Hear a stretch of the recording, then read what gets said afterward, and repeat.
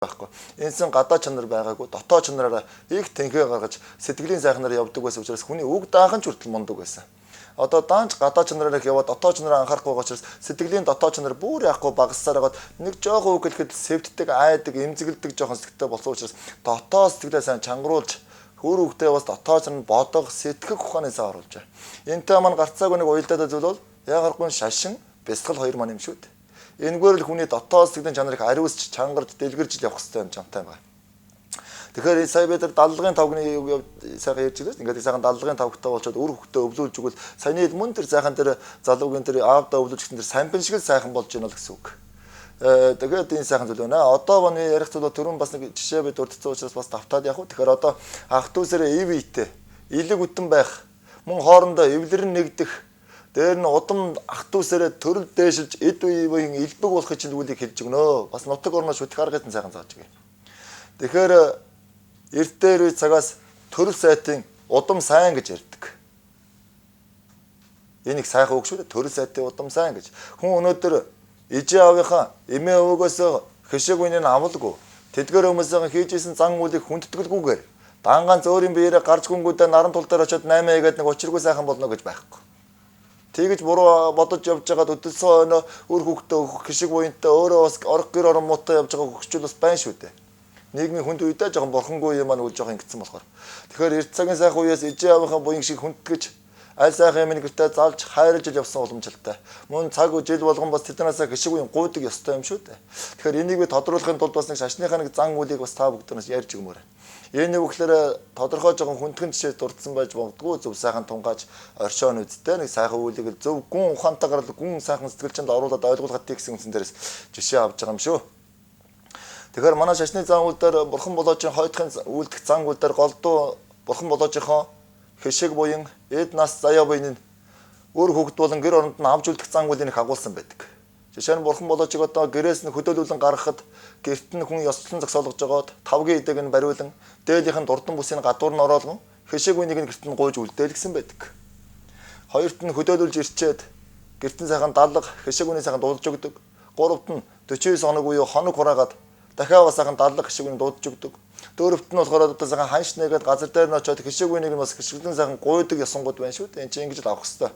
Тэгэхээр одоо энэгээр би юу хэлэх гээд байгаа вэ гэхээр та бүгд маань өнөөдөр удмаа сайхан судлаад үз. Удмаа судлахгүй байна. Сайхан удмаа судлаад үз. Энэ удам заяа гэхлээр айл дээр үе эзэн Чингис хааны үе гэхээсээ илүү за өөрийнхөө өнөөдөр аав, өвөө аав гэсэн 3 үеэ сайхан судлаад үзтээ. Гэхдээ энэ 3 үе дотор чин гайхамшигтай ард түмэндээ буян үлдэж явсан сайхан ховор ховлгаан лам хүн байгаа да. Гэхдээ энэ 3 үе дотор чин төрийн гişиг буян түшээ болж чадсан тайз ноён худагдхан байгаа да. Гэхдээ энэ 3 үе дотор чин мал идэрнгөөр нутаг орондоо алдартай эд буян малын гişгийг сайхан хүртэж явсан олон түмэн мянган малтай сайхан буян гişгтэй хүн байгаа да. Гэхдээ нэг тэдгээр хүмүүсийн гişгийг олж мэдээд өнөөдөр тэр зүгийн гişиг тэр нутаг уулсын сэргийх одоо энэ тэр сайхан буянтай өвөө аавыг чинь түшиж хайрлаж эцгийн нөмөр нөлгөндөө буянтай сайхан байлгацсан тэр сүмбэр уул хархан хүртэл одоо байгаа. Тэгэхээр одоо жишээ нь бүгд нэг жишээ гаргаад би тод ойлгохын тулд сайхан ярьж өгье. Одоо жишээ нь та бүгдийн таны өвөө жишээ шүү дээ сайхан ойлгоорой. Таны өвөө одоо нэг цэрэн дорж гэж хүн байя гэж үзье. За нутаг орондоо алдартай мал сүргээ сайхан өсгөж чадсан төмөн сайхан мал уянтай сайхан хүн байжээ гэж таваа сурган сонс. Айл нутагт хаана амьдарч исэн бэ гэдгийг нь олоо мэдчих. Ингээ сайхан олж мэдэнгүүтээ ах дүүсээрээ нэлээд та бүгд ч одоо тэр цэрэн дорж байгаа үр удам шүү дээ. Тэгэхээр сайхан ах дүүсээрээ эвлэн нэгдээд зуны сайхан дэлгэр цагт зорж очиод тэр цэрэн дорж байгаа мал сүрэг гişиг буйныг төмөнтэй сайхан агуулж нөмөр нөлгөндөө буян гişгэндээ байлгаж чадсан тэр сүмбэр хайрах нэгэн сайхан шүтээ дахиад гоныг совор гоныг шоон чогтгоосоо сайхан зоогоод тэгээ сайхан аваадсан лам хургаараа за цэрэн дорж байгаа бол манай бусад өвөнөрт маань номын өрөөл айлтгах гэ сайхан ном өрөөл өргөчөөд тэгээ нэг ах дүүсээрээ хэлээд за одоо цэрэн дорж байгаа маань тэр гişиг мал эд заяа буйны сайхан дуудаад өгөрөө гэд тэгээ ах дүүсээрээ бүгд эвлэн нэгдэн сайхан тэр хангаа уулс зүгийнх нь буян руу харж агаад цэрэн дорж байгаа мал эдээ буйны сайхан даллага буйндаа ингээ хориолоо дуудаа. Одоо хинч тэр цэрэн дорж байгаа болон босод өвөө нартаа номын өрөөл өргөөгүй байдаг. Хинч тэр заахан эдэлж хэрглэж явсан эд заяа мал гişиг буйн өнөдөр гуугаагүй байдаг. Тэгэхээр тэр их гişиг заяа буйн танаа энэ ах дүүсад нь өөр удамчин заяагаад ирэхээр эдээ эд буйн дэлгэрээд заахан үржээд арвжаад ирдэг жамтай. Үгүй ядлаа гэд нэг жилдээ ах дүүсаар нэг сайхан эвлээд тэр заахан нутаг уулсаа шүтээд тэгээд нэг 18-наас доош хүүхдүүдэд баярлуулан цэнгүүлээд өөрөөсөө ах дүүс хоорондоо нэг жаргал зовлонгоо яриад нэг ив чи нэг алтан төлхөрийн болоо. Ингээд нэг ах トゥ усэрэн нэлээ хийдэг нэг жижиг бэсрэг дан шиг наадам энэ дүүг болж байна уу энэ чи. Ингээд цаашаа уламжлал болоо явчвал хичнээн сайхан ёс байх уу энэ чи бас сайхан юм шүү дээ. Монгол хүн чинь төрсэн аавынхаа нутгаар овголж явдаг. Одоо хүн өөрийнхөө аавынхаа нутгаар өөрийгөө овголж явдаг шүү дээ. Тийм сайхан ёстой байж өнөөдөр өглөө босоод цааныхаа дэжиг барьчаад хаашаа өргөх нь жоохон мадатал байх шиг харагддаг юм да. Тэгэхээр тэр сайхан одоо аав өвөөгөө чин дүшиж цагийн сайханд хайрлаж явсан сүмбэр хайрхан одоо ирнэ байгаа. Бид бүгд л өнөөдөр хизээ цайгаа өргөх бол хизээ наашаа хандаж бишг шүшрэх бол гэж гордон хар сууж байгаа юм шүү дээ. Тэгэхээр хүний шүтэж явсан төрсөн өөрөө чинь биеийг хайрлаж явсан нутгийн чинь төрсөн дүшиг уул бурхан нохоо гурвлах өнчирдэг гэж манай өвөө ярьдаг байсан. Энэ гурыг л өнчрүүлж болдгоо юм шүү дээ. Чих өнчрүүл хожим тэгээд харж хойноос гордож их санч хүүхчиг сэтгэл нэг илгэн имтдэг гэж үүлийн чанар бий. Тэгэхээр тэр сайхан уул ус одоо ирнэ та бүгдийг харсаар байгаа учраас ядаж нэг цэнэ зүгээд нэг цааныхаа дэжиг өргөд хүн сэтгэл байвас хол байна гэж би хол байна гэж байдаг. Тэгэхээр тэр зүгээд цай дажихаа нэг өргөөд хаяа нэг сайхан даллаг идэ байнад хураадад гуйгаад ингээд нэг ёс зүгчин зүг гараад ирэхээр бас нэг айлд нэг бас нэг өөдлөх өвгдөөдсөн буйныг хишиг ирэх гээд нэг сайхан зүйл болоод эвлэрхий чинь утга учир юм байгаамаа. Энэ сайхан ёсыг өнөөдөр та бүгд маань нэг сайхан зөв сайхан хийгээд өвгөлн цуйнаа хүндэтгээд үр хөвгтөө сайхан зааж хэлж өгөөсөө сүнснэрээс бас нэг сайхан ярьж өглөө. Одоо ярих зүйлээ манаас жанцсан юу гэхээр одоо энэ дээр тулгуурлаж байгаад би хэлээ л да. Энэ одоо юу гэхээр сая бид нар бүгдээрээ цэрэнд орж байгаа гэдэг сайхан хүнийг тодруулан гаргаж ирлээ. За манай өвөө бол одоосоо нутаг орондоо алдартай их мал эдрэнгөөрөө хэшиг үеийн хураасыг сайхан байсан гэж бодсон. Тэгэхээр одоо энэ цэрэнд орж байгаа гэдэг хүн яаж тэгэж мал эдрэнгөө тогтоож чадваа? Яаж тэгэж малжиж хөргөж чадваа? Яаж тэр мал хөрөнгийнхөө буян шиг тогтоож өнөөдөр их нутаг орны цаг агаар газар зүйн барилт дундаа энэ өөр эрсдэл гэмтэлгүй одоо орчин үеийн цагаар шатлалгүй гэж хэлж болно. Яаж явж исэн хүн бэ гэж би сайхан ярьж өгье л да. Тэгэхээр тэр сайхан уламжлалыг би өнөөдөр яг цэрэнд орж байгаа тул гурж. Тэгэхээр цэрэнд орж байгаа тэр үлийг тодруулахын тулд би ардынхаа сайхан айл гэрийн ёс тэгж аяг уламжил. За өнөөдөр эд буян хөдөлмөр хөлс буян өнөөдөр тогтоо гаргаж амтсан. За үр хүүхдтэй үлдэх хэшиг буян өнөөдөр хураах зөв зарчмын сэтгэлийн чанарыг чинь сайхан ярьж өгье. Тэгэхээр эдэнд их шунсан зовлон хураахын шинжигч бас байдгийн шүү. Тэгэхээр өнөөдөр шунснараа биш буян бодсноор л өнөөдөр зөв байх хэрэгтэй болоод би эндийг бас нэг тухайл наан нагсан зөөлсөн сайхан үг хэлээ. Тэгэхээр айл гэрийн маань ёстыг жаяг, айл гэрийн маань үйл чанар тухайн хүний өдөр уусаа өдөр тутам хийж байгаа зан үйлээс ч их хамаарна. Монгол хүн чинь ялангуяа бэлэг үеийн удаад энэ адиас угар санчаар барахаас ангараг гэдэг энэ сайхан гаригуудынхаа тооллыг зөв мэддэг. Энэ гаригуудаа бэлэг үеийн удаад охируулаад зан үйлээ сайхан зөв хийдэг байж. Жишээ нь ялангуяа бид нар одоо сүүлийн үед нэг жоохон муу ойлголтны үг л хоёр дахь өдрийг хатуу бям гаргаа муу гэж сонсцсон. Эдгээр өдрүүдэд ажил хийдгүү хийхээсээ жоохон эмээсэн сэтгэлтэй байгаад шиг харагддаг. Яг үндсэндээ бол монгол хүмүүс ялангуяа энэ хоёр дахь өдрийг хатуу гэдэг энэ өдөр амьтныг муулах амны хор тасдах үеийн гатуу юм хийдгүү байсан болохоор сайн үеийн буйныг хийсээр л байсан. Хүнтэйгээ мэдлэг зоолгох өрөөх гэсэн үйл бол хийдэг байсан. За бям гаргийг ялангуяа бэлэгдэж та бүгдээ өөрийн зүгээс сойрхуулан тунхаглах гэж би өнөөдөр оршиж ярив. Энэ үгээр бям гаргийг би эд аривжиж бэлэг үеийн дэлгэрдэг үлзий үедээ гэж эрт дээр байс өвөг үлэмт маань шүтэж явсан гэдгийг би олж мэдсэн учраас би та бүгдэд хэлж байгаа. Жишээ нь бямбад орсон бороо 7 хоног ордог. Бям гаргингаа сайхан бороо оронгууд тэр замбуулан дээр маань ган тайсан дээр хур буян маргааш нөгөө өдрөгөд 2-3 өдөр ингээд сайхан аривжаад орчихдаг. Сайхан аривжиж байгаас тийм сайхан бэлэг үедээ. Тэгэхээр энэ аривждгийг мэдэнгүүтээ бас монгол хүн чинь зан ууландаа ашиглаад 4-5 дахь өдрөө сайн ажиллаж байгаа бямбадаа бас хөлс хөдөлмөрийнхөө буйныг гэртээ оруулаад ирдэг. Тэгэхээр араас нь хөрөнгүүд их орж ирэх, олз буян аривжих, орлого шиг дэлгэрэх гэдэг нэг сайхан зан уулийн бэлэг үеийн болоод ирж байгаа юм тэр. Хоёрт нь үгээр тэр сайхан орлого буйнаа гарц болохгүй бол бямбад гадагшаа айл буюу гадагшаа хүнд юм өгдөггүй байсан. Ингэхлээр эх 7 хоног гэж байгаа гарлаг гарах нь баг. За орлого буян тогтож гарцгүй ингэ сайхан яваад байдаг байж. Одоо гуравт нь юу гэхээр бям гаргийг гэр бүлийн буюу хэрүүлгүй өдрөө гэж би хэлдэг. Хэрүүлгүйгийн учир юу гэхээр бямбад ингээд хэрүүлхий лам их юм бол одоо уруудаа тэр 7 хоног хэрүүл тасрахгүй нэ. Тэгэхээр бям буюу гаргийг ялангуяа гэр бүлийн өдөр болгоосаа. Надад нэг сайхан залуу ирж байсан бол энэ бям гаргийн буйныг хилцсэн чинь бүр илүү гэртээ гიშг түгээцээ. Одоо энэс хойш сайхан болж байна гэж ярьж ирсэн. Аргагүй л да тэр хүн бям гарагт цагаан хайртай ханаа баярлуулдгаа гэж өөрөө бүр надад хэлж ирсэн. Бям гарагт цагаан хайртай ханаа гэдэг бүр сэтгэлээсээ сайхан ингээ баярлуулаад инээлгдэгэ. Тэгэхээр миний хань эх 7 хоног гэж байгаа инээдэг юм байлээ. Сайхан инээж яваа баярлж яваа ханаа харахаар миний сэтгэл их төвшин байдаг. Тийм сайхан төвшин таймаа амгалан сэтгэл дээрээс ажиллаа хийгээд ихсэн чинь үр бүтээлтэй сайхан болоод ирсэн. Их амьдрал маань хөгжүүлэн дэвшүүл гэдэг сайхан санаа байна гэдэг бас дэмжсэн тэр бол ярьж байгаа тэр. Тэгэхээр Тэгтэл бид нар 5 дахь өдрийг жоохон баасан гар гэдээ ойлгоцсон. Тэр жоохон орчин цагийн жоохон би жоохон цэвэндээ тэрэнд. Тэгээд 5 дахь өдөр болсон болоогүй муухай хар баар сав руу орж аригтчаад бямбудаас ирж гэртээ хэрүүл хийгээд тэгээ эргэлдэн жоохон зэвхийгээ жоохон хил амтай байна да. Тэгээ Монгол нэг үг байдаг. Долоод ордно гэдэг.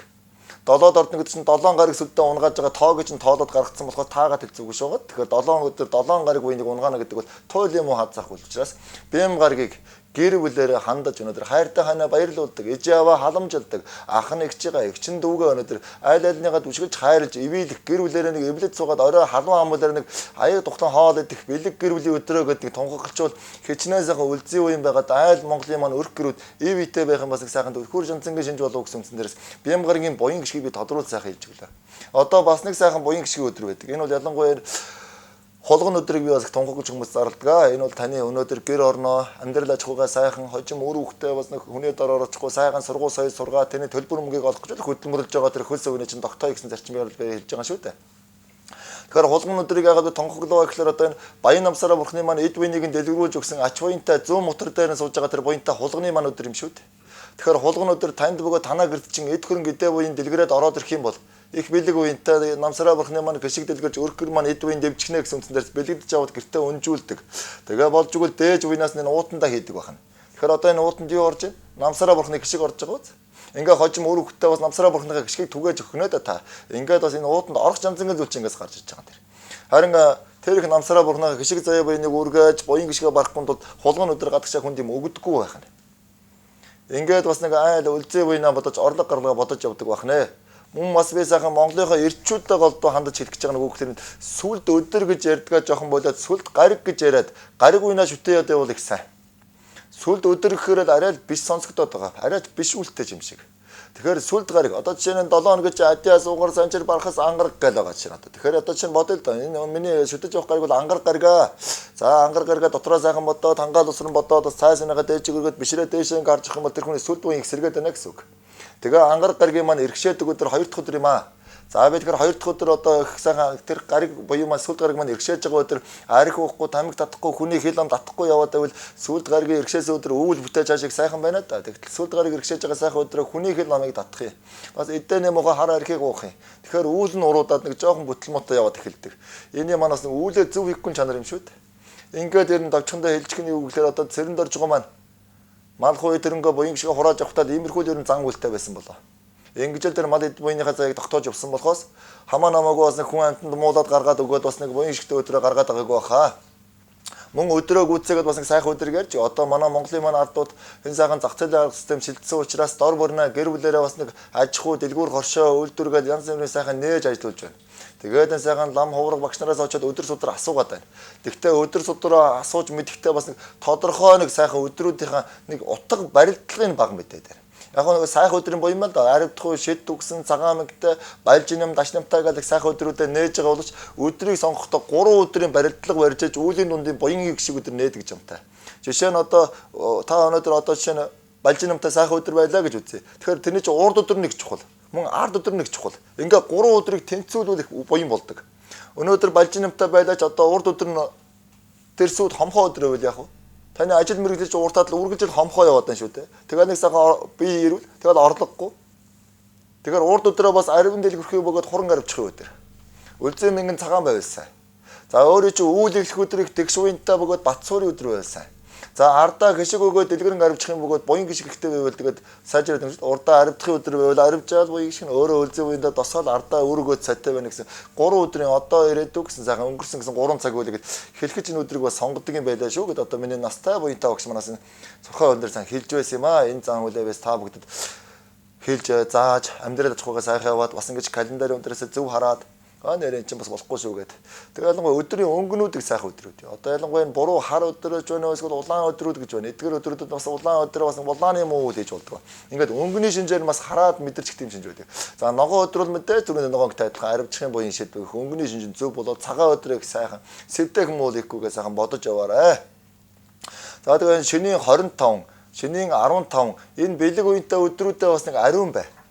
мацгаа барьдгүй, сайхан бэгшиг уйнаа хүндэлдэггүй. Шиний 15 дор бүтэн сайхан дэлгэр сайхан сартай өдөр шүү. Энэ сарыг нь хүндэтгээд хэвсэвтэй хэртэхгүй, шөнөөрөө гэртээ хэрүүл хийхгүй, хараа бүрээр муу зан үл хийхгүй. Энэ олон сайхан гандаа хийдүүд нь хурал номын буян хурж байгааг нь хүндэтгээд бас нэг сайхан өөрийн гэр орноос сайхан ёсчлон сайхан авч явж байна. Энэ ерөөлт буйны өдөр шүү дээ. Энд сайхан биеийг сайхан зүг авч яваа. Тэгээ түрүүн би бас нэг ярьжсэн зүйлээрээс бас нэг жоохон дутуу хэлчихлээ. Өр хүүхдээ гişиг буян өвлүүлж үлдүүлдэг үлдээх ёстой гэж хэлсэн. Тэгэхээр энэ сангийн байбар маань бас нэг өр хүүхдэд өвлүүлж өв явдаг, өв соёлд ордог юм шүү. Тэгэхээр хоцроод байсан болохоор жоохон давчханд ярьчих. Тэгэхээр юу гэхээр сангийн байбарт өнөөдөр 100-ныхаа үнсийг дүүргэж хийчихэд бие ариулдаг хүмүүс харагдаад байна. Бас ариалаг чанал жантсан муу байна да. Тэгэхээр энд чинь бас ордог тийм утга нутаг бүсийн бас их өөрийн зориг арилж мэжлийн ингээ сайхан зүйлд ордог юм байна. Товчхондоо нэг хэлэхэд та бүгд эхлээд энд ялангуяа соёолон борны хэшиг буян буюу хомоол. За дэл сүлнийх нь буян орж ивэл бас ингээ тойруулал хичнээн сайхан байх уу. Тэгээд зайддаг нэг сайхан мод гişиг ордог юм модны гişиг. Тэгээд бас энэ одоо хург болгон дээр нь байдаг юм да гүргэм сайхан гүргмийг оруулж яваасаа. Дээр нь үнсний үүсэх анх шинжин юу байх вэ гэхээр одоо манай төв ганданд өөр олон сайхан хийдүүд манай өдөр 29-ны ч 24 сайхан том хурлууд үүсэж сайхан явж байна. Тэр хурл явж байгаа үед хоймор дээр нь сайхан том сан үсээ сайхан угаал тэгээ хурд төгсгөн навдар сайхан ингээд тэр хурлын чинь бүх буян тэр сайхан сангийн байвард үүссэн байна. Тэгэхээр очоод лам ургаас нь сайхан хэлж агаад гисгүүд нэлж агаад сайхан тэр үнснээс нь жоохон гаваад эндээ хийчихдэг. Тэгээ дээр нь бас нэг лам хургаасаа авсан бас нэг багшаасаа авсан нэг сайхан ариусгаа шившгэлээд өгсөн сангийн арцын сайхан дээр нь уугуулад бие аривлал өнөөдөр хичнээн сайхан баг. Хожим энээсээ үр хүүхдээ өнөөдөр таны бандчин айл гэргээд гарах юм бол дахин нэг сайхан шинэ сангийн байбар аваад энээсээ хишиг гаргаж хийгээд ингээд доторх зай болгож одоо ингэж явдаг байсан юм байна шүү. Тэгэхээр өдрийн өнгө сонгох өдрүүдээ ингээд нэг зөв сайхан анзаараад бэлэг үеийг хүндэтгээд нэг сайхан яваасаа өөрийнхөө сүлд гаргаа бас сайхан дээдлээд хүндрэн бишрээд явуул хичнээн сайхан байх вэ гэсэн үндсэн дээрээс би нэг давчхан зүйлийг ярьж өглөө та бүгдээ. За одоо ярих зүйлийн маань ихлээр энэ айл гэрийн дотор ёсдог жийг. Эр хүний эрхэм ёс. За бүс судар ном тав эд буян хураах гэдэг нэг айл гэрийн тавилга жамцангийн ухаанаас би нэг жоохон дурдж өгье. За айл гэрийн дотор ёсдог жаяг гэхлээр яхааргүй гаалгалам тогоо шанахтай холбогдож л таараа. Тэгэхээр айл гэрийн гаалгаламт хэдий сайхан цэвэр ариун байна тэр айл өөдөн дэлгэрхийн буян болдгоо. Орон сууцны маань айлууд ялангуяа тэр плетик саваа хэдий сайхан цэвэр ариун байлгана. Тэднээ тэр айл эрүүл сарвал элбэг байхын буян юм шүү дээ. Ер нь бол. Тэгэхээр гаалгаламтаа бохирдуулан бузартуулж болдгоо. Галдаа сонгоо ихээр нүүр гарны хүүхдээ ам яр шарах гардаг хөгтөлөн хавддаг гэд. Энэ чинь гарцааг болон галын бурхан байгаа. Бод тод жишээ юм шүү дээ тэр чинь. Тэгэхээр одоо орон сууцны маань айлууд бас жоохон пенкшүү талаасаа ч хэлж болно, мөн Монгол талаасаа ч хэлж болно. Энэ гал соёрын хооронд нь дэрсүү гэдэг. Тэгтэл одоо галын плетик нь хажууд нь угаалт орно ингээ зэрэгцүүлээ бүтээч гэсэн. Нөгөө ус нь үсрээд плетикэн дээр нь галын дэрсэгээс гал ус буйныг сэвтэй гэдэг. Энэ хоёр чинь бас жоохон хооронд нь хөндөө зайтай үсгээд гэртээ байлгал бас нэг гэрт нэг хагцал гай зовлон гинтийн юм тохиолдох нь бага байдаг. Мөн галгаламтан дээр хоол ундаа ихтэй тогоо шамны зан үйл байна. Өнөөдөр гэрийн галгаламтан дээр үүсгэж буй хоол ундныхаа зан үйлийг ихтэй тогоогоо халивтай битүү хоосон сав гал дээр тавьдаггүй. Тэр хоосон сав шиг өгөрж гусарнаа. Хөдөөний айлууд бол мал гусарна гэдэг дургүй байдаг. Тэр чинь тагийг авч жагаад хоосон саваа тавиад дотор нь ямаагаа цүүлд нь тагалдаг байх нь шүү. Тэгтэл өнөөдөр хөдөөний айлуудыг очиж тавгад хараараа да. Хоосон тогоогоо тавиад цай зүгөө өвгөө сүлчээ цүүлд нь тагалж харагдана. Ёсон тийм байгаа юм шүү дээ. Тэгтэл манай орон сууцных нь одоо голдоо плетиктэй. Тэгэл тэр плетикэн дээр нь өдөржингөө нэг хоосон сав тагтаага. Тэр айлыг өгөрж осрохын гэрт нь ёрлоо л байж идэг. За тэгээ хэрэлдээсээ гисгэмс бүр халбагын зоогоо тавьчихсан дээр. Ингээд ирэхээр таны хөдөлмөрж байгаа хөлс үеийн тань гэрт нь тогтох нь бага байна да энэ чинь бас энэ бас ууггүй эргээд олдох цаг биш. Инхийсэн үр дүн чинь өнөөдөр танд юм болж л байх хэвээр. Тэгдэг байх нэ. Бас энэ гэрийн чинь галгаламт ариун байвас. Өнөөдөр галгаламт маань цэвэр ариун байвас гэрийн маань галын бурхан гарч ирсэн ариусан бүжгэлдээг ёсон байдаг. Монгол хүн тулга заваа хондгоо. Тулга зуухаа сайхан цэвэрлж хондог. Тэгтэл манай гэр оролцох нь өнөөдөр 100-ныхаа өмнө досхууртай. Тэр досхуур нь цог очунхаас хамгаалсан л эд болов уу гэж би анх боддгийг. Тэгтэл 100-ныхаа өмнө өдрийн гэр оронд байсан бүх үйл хог навшаа овоолоод хондог. Би дам хүнээс сонссон л доо. Манай тэргүүн хам чойжомсгоо маань бас нэг сургууль соёл дээр лекц хийж яваад сургуулийн бас нэг баахан бүсгүүчүүд цугласан байхаар нь өөртөө учирсан юм сайхан дэлгэрүүлж ярьсан байлаа. Дам сонссон юм шиг энэ бас. Тэгээд чойжомсгоо маань нэг бүсгүй орж ирээд таны олон хуурах шавнараар чинь би далга авахгүй л да. Хань жилтэй болох гэж. Одоо хэрэг намайг хинж тантай болгож чадсангүй. Таал одоо нэг сайхан даллага авч өгдөө гэсэн. Тэгээ манай сайхан дээдхийн буян маань сайхан дотроо инээснэ. За үсээ сайхан самнаад цэвэрхэн говцсон босчгоо гэж хэлсэн юм лээ. Тэр шиг өнөөдөр бид нар гэр орноо цэвэрлээгөө 100-ныхаа өмнө дасгуурт хогоо цэвэрлээгөө гэж лам ураг дээр гэрээ маань ариун болгоодог өвчин садан арилгаадаг гэж яваад байдаг. Тэгвэл одоо хэлэхэд Та гал голомтоо цэвэрлэчгээ тэгвэл танах өвчнгөө болмоор яана гэж хэлчихтэй адилхан байхгүй юу? Тэгэхээр бас энэ гал голомтоос ариун цэвэр байлгана гэдэг бол өнөөдөр өөдлөхийн шинжтэй Монгол хүн чинь дотроосоо цэвэрхэн явдаг байсан. Ер нь дотоод сэтгэлийг бозор утгадаггүй ингэж анхаардаг байсан. Одоо хоёрт нь нөхлөр айл гэрийн буян гişг бол яхаарахгүй тогооны ач хүнийг бол өстой магадахын чаргагүй. Тэгэхээр тогооны гişг үний севтэкүү гэсэн үгнээс тогоондоо үзүүртэй зүйлийг хүртэл дурддаггүй. Их хэсгээс бас тогоогоос хүндэлтэгтэй адил юм байхгүй тэр чинь. Их рүүгээ ижээ аварга гутны үзээр хараадаггүй гэж бас сайхан ёстой адил юм шүү. Тэгэхээр тогоо маань жоохон бузардах аюуд байдаг. Жишээ нь дотор нь хийсэн хоол гашилж муудаг. Гэрийн тэжээвэр амтнд долоож идэг. Зогсгүй муу үед зарим үгсэн мал цэгийн бузар орчих гэж бид нар мэдэхгүй мөртлөө аль янзын зүйл тогоонд манаараа тогооны буйныг севтээдэг. Ингэхээр хоол амтгүй өгөөжгүй гэрд өвчин буюу дотор битгэн буюу хийс авны өвчин ороох юм эхэлдэг. Тэгэхээр энэ тогоогоо ариуснаа гэхлээр одоо энэ перимэрэж сүүлийн гарч байгаа юмар сайн угаахтай биш. Энэ хийж үншиг сэтгэл үлийн чанар учраас би тогоо ариулдаг зан үйл нь бас цаахан зааж өгье. Сардаа юм удирдалтаа нэг удаа гал голомтоо бас ариулаад байвал сайн гэсэн үг шүү. Энэ галын сан дахиулах, гал голомтоо ариулах гэдэг бол их сайн ариусгах гэдэг маань цэврээр муу уртгаас халахын гэсэн үг. Тэгэхээр тогоогоо ариулна гэдэг зан үйлийг хэлэхэд тогоондоо ингээд цааныхаа усыг үүгээд тэгээ галынхаа ажиг сайхан улаасгаж жагаад шор гэтлэн сайхан дүрчигдэг. Ширгээ юм шүү дээ. Тэгээ дээр нь цай зүгээ хийгээд үгээ сүлээ чанчдаг. Тэгэхээр дотор бузар нь ариусаад тэгээд сайхан идэ үеийн дэлгэрээд эхэлдэг. Чансан зааны гişг үеийг сайхан дэлгэрж аривждаг жантай юм байна шүү. Нэгэнтэй галгамд орсон учраас бас нэг айлын бэлэг үеийнтэй хоёр сав байдаг. Энэ бол ягарахгүй айлын идэ давсны сав. Идэ давсаар нь үргэж дүүрэн байлгаж бай. Айл гэрийн эд хөрөнгө буйн дүүрж явд юм гэлээ. Харин ёроолын нарчхаар давс дуусчихээ гэхээр таны гişг буйны чи өнгөө байхгүй гэд гардагтай адил юм байхгүй. Энд чи бас бэлэг буйнууд бод идэ давс гэдэг хоёр гэрийн бушиг болсон. Жанцандаа сайхан идэ байна дүүрэн байлгаж бай гэд би таавагд ингээд айл гэрийн ёсоос ярьж. За одоо эр хүний ёс. Монгол эр хүнээ би бол их бэлэгдэн бахархаж Монголынхаа эрчүүдийг хүндэлж явдаг. Яагаад гэвэл гадаадч байхгүй тийм гайхамшигтай чанарууд эр хүнд байдаг. Монгол гэрийн эр хүн гэрээс гараад явна. Хүүхдүүд өвдөөл жоохон гэр бүлээрээ янз бүрийн жоохон ороогоод ирдэг. Монгол хүн ингээд гэртээ ороод ирэхээр үр хүүхдүүд зүгээр ингээд сайхан эрүүл болоод идэг. Ийм нэг сайхан ноён руу өрг гэрийнхэн муу юмыг хаадаг. Монгол эр хүнд ийм сайхан чанар байна. Тэгвэл гадаад хүмүүс арай л харагдахгүй л байдгийг. Тэгэхээр бидний монголууд тийм сайхан ирчүүд маань тийм. Тэгэхээр монгол эр хүн одоо гэрээс гараад хөдөө ингээд ээж дэшээ явна. Хүүхдүүд ороогоод ингээд жоохон өвдөж бүлээрээд байх юм бол ямар нөхрөө хүү яаж буцаад ир болох байлаа гэлтэй нь. Нөхрийнхөө оймсыг аваад хүүхдүүдийн дэрэнд ороо ичдэг. Аавынхоо оймсыг дэрэлж унтж байгаа хүүхэд ер нь ихрээ юмд ороогддог юм шүү. Ер нь оймсоор домно гэж сайхан байдаг. Тийм жанцантай. Тэгэхээр мөн та хөдөө гадаа хол юмд явж байгаа бол орон гэрээ гадны ч бай элдэм юм севтэкөнд бол өөрийнхөө дээлийн дурдан бусыг сайхан гаргаж ирээд очирч сайхан чанга зангидаад дээр тавьчаад яваад гэдэг. Ингээд яваад эргээд ирэхэд гэр орон чин тэр зангидсан бусыг чанга хэвээрээ байдаг. Эр хүн бус задгаа байс үүл задарна гэдэг. Тэгэхээр бүсний тухай эрчүүд маань яхаарахгүй холбоотой. Эр хүний хямар гэдэг бол одоо бүс юм шүү дээ. Тэгээ орчин цаг үед нөгөө нийгмийн хөгжлийн дагуу явсараад одоогийн цаг өмнөдний төлөө чинь орчин цагийн таны яхаарахгүй хямар. Өнөөдөр өмнөдний төлөө явж байгаа санга хуулж хямараас эргээд гэж шүү дээ. Тэгтэл өмнөдөө нь оройн их ядарч ажиллаад тарж ирсэн ядраал өмдтэй тайлал газар хаяад унтаад гэдэг. Нөгөө хямарландагаа газар хайчаад маргааш нь өмсгөл тэр ажил нь яаж бүтэх вэ? Хоёрт нь эцгийн бүсэнтэйгээр хүүхэд алах юм бол барцад орно шүү. Эцгийн бүсэнтэйгээр хүүхэд алхаж гардаг. Дээр үеийн хүчтэй зөрүүлээд бүсээр шал бүтэн ороолгочихдаг. Тэгээ ороолгодог нь гэхээр дарамт зодж байгаа юм биш үү? Нөгөө хүүхдээ одоо энэ бүсэнтэйгээр алхаад гарч та чи удахгүй өвд нь айх тэр юм ороох нэ. Аливаа тэр нь үрг гэд үргээгээд гаргаж байгаа тал ясам ч үү дээ. Тэгэхээр мөн өмдөө угаалгаад өгтөө бүсээ дэлгээл тавьчихдаг. Эр хүн бүс адгаа байс үүл орон гэрийн буян задарна. Болохгүй тэр бүсээ сайхан ингээд эвхэхэд дээхэн тавьж бай. Бүсэндийг учир бий. Тэгэхээр гадаа та ингээд бас нэг ажил үйлсээр явж байгаад бас нэг тэрэг чарга саадаа чинь хонох үе гарна. Тэгэхээр хээрийн дэв эзэнгүй газрын хор гэж байдаг шүү. Тэгэхээр бүсээ дэрэлж унтдаг байсан шүү Монгол эр хүн. Тэгэхээр гадаа сайн хариуд манд гэдэг байсан. Имэйлээ сайхан имэйлийнхэн дээр бүсээ тавиад ингээд унтж байгаа канон дээр хүртэл харагдаад гараад байгаа шүү. Сайхан шилийн сайн Монголын маань эр хүний бахархуулсан сайхан гоётой буянтай хүмүүс юм. Тэр зан үйлтэй гэж байдаг шүү.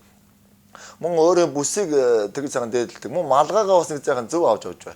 Хэдий уруу арсан завсан хүний оройн дээд юм шүү дээ. Тэр чинь эцэг хүний малгай гэдэг чинь бас их учир жанцантай. Тэгтэл манай орон сууцных нь өнөөдөр жоохон байршил орчин цагийн саваас болоод тиймэрхүү зантай байдаг. Би одоо хэлж байгаа. Гэвчлэр гэрийн эзэн гэртээ орж ирээд үүдэндээ малгайгаа тавьдаг.